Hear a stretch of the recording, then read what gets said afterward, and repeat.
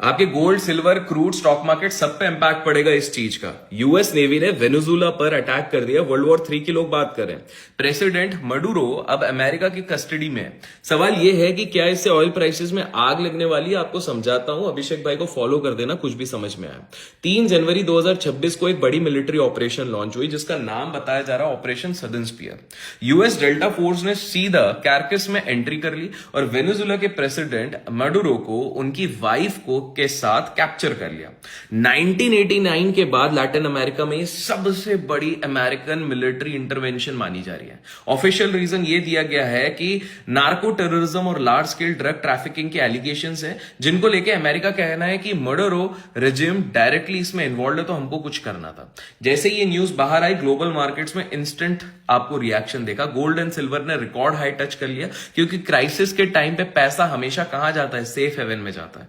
Bitcoin पे पहले panic selling आई और प्राइसेस करीब करीब $89,000 तक गिर गया, लेकिन फिर वापस से रिकवरी आ गई, जो क्लियरली दिखाता है कि क्रिप्टो अब शॉक एब्जॉर्ब करना सीख गया।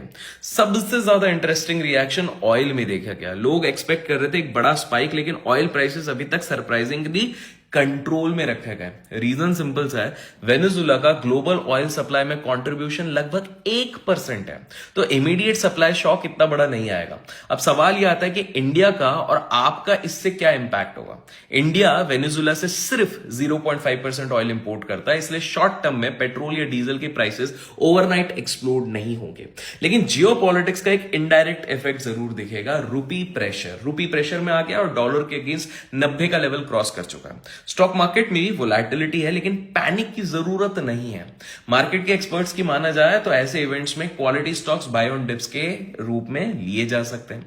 बड़ी पिक्चर देखें तो अगर वेनेजुएला में सिचुएशन स्टेबलाइज होती है और लॉन्ग टर्म पीस आती है, तो ऑयल प्राइसेस फ्यूचर में सॉफ्ट हो सकते हैं। तब तक गोल्ड और डॉलर स्ट्रॉन्ग रहने के सबसे ज्यादा चांसेस होते हैं। जियोपॉलिटिक्स अब केवल न्यूज तक नहीं बचा, इसका आपके पैसे पे इंपैक्ट पड़ता है, और सही से डिकोड करना चाहो तो फॉलो करना ना भूलें।